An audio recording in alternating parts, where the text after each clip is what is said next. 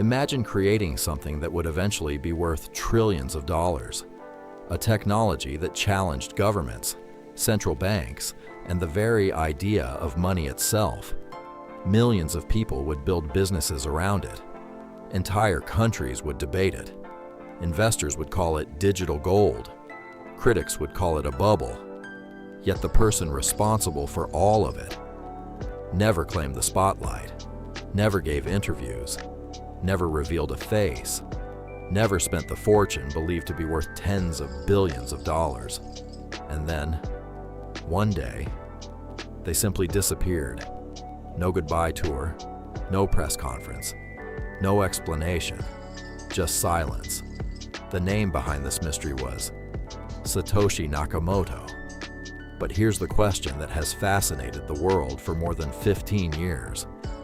Was Satoshi one person, a group of developers, or someone whose identity may never be discovered? To answer that question, we need to go back to one of the darkest moments in modern financial history. In 2008, the world was facing its worst financial crisis since the Great Depression. Banks that had existed for more than a century were collapsing. Millions of people lost their homes. Retirement savings disappeared almost overnight. Trust in the financial system was rapidly fading. Governments responded by injecting hundreds of billions of dollars into failing banks. To many people, it felt deeply unfair. The very institutions that had helped create the crisis were now being rescued with public money. Around the world, one question echoed louder than ever. Can we build a financial system that doesn't depend on trusting banks? While economists debated, politicians argued, and markets struggled to recover, someone, somewhere, was quietly working on a completely different idea. Not another bank, not another payment company, but an entirely new form of money. Money that could move across the world without permission. Money that no government could print. Money secured by mathematics instead of institutions. On October 31st, 2008, a 9-page document appeared on an obscure cryptography mailing list. Its title was simple: Bitcoin, a peer-to-peer electronic cash system. The author signed it with a name no one had ever heard before: Satoshi Nakamoto. Publishing a white paper was only the beginning. An idea alone could never change the world. It had to become reality. Over the following weeks, Satoshi Nakamoto worked quietly behind the scenes, writing thousands of lines of code. Unlike many software projects, there was no company, no investors, no office, no marketing campaign, just one developer communicating through emails and online forums. On January 3rd, 2009, Bitcoin officially came to life. Satoshi mined the very first block in Bitcoin's history. Today, it is known simply as the Genesis block. Hidden inside that block was a message. It wasn't random. It wasn't a technical note. It was a newspaper headline from that very day. The Times, 3rd of January 2009. Chancellor on brink of second bailout for banks. It was more than a timestamp. It was a statement, a reminder of the financial crisis that inspired Bitcoin's creation. The message suggested that Bitcoin wasn't built merely as a new form of money. It was designed as an alternative to a financial system where governments could create unlimited money and rescue failing institutions. But Bitcoin still had one enormous problem. No one was using it. If Satoshi was the architect of Bitcoin, Hal Finney became its first believer.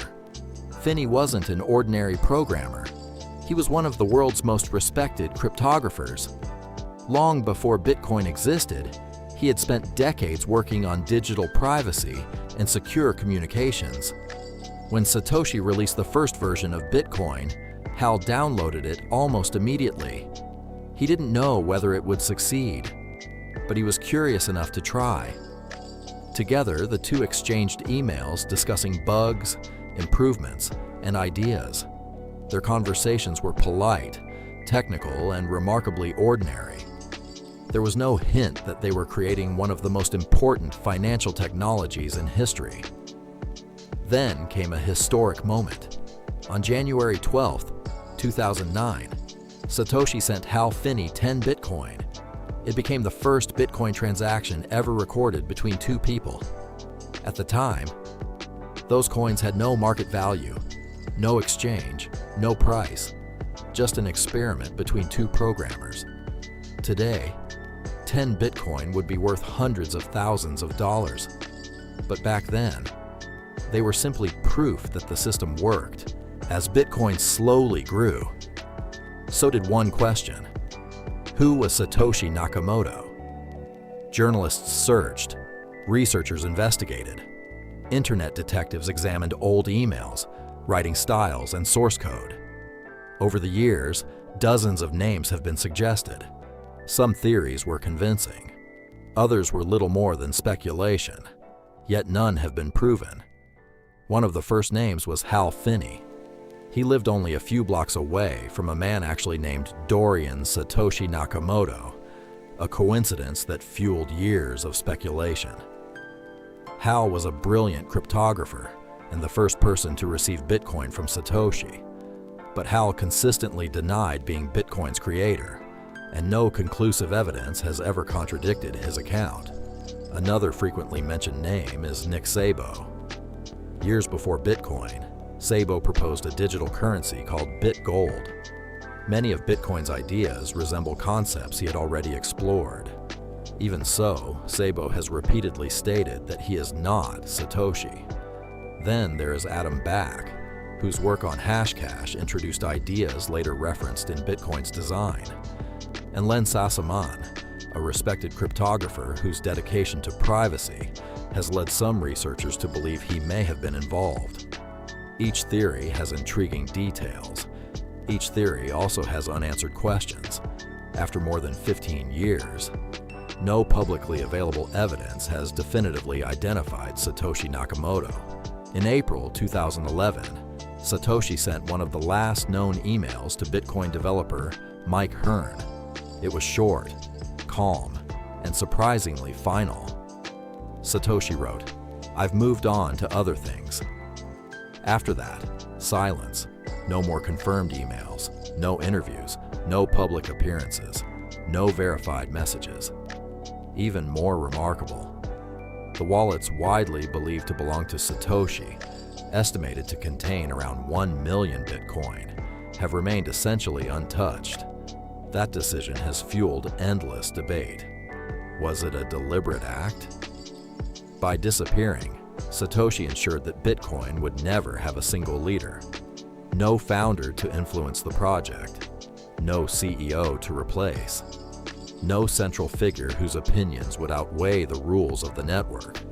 Bitcoin would have to survive on its own, governed not by personality, but by consensus. In many ways, walking away may have been Satoshi's final and most important contribution.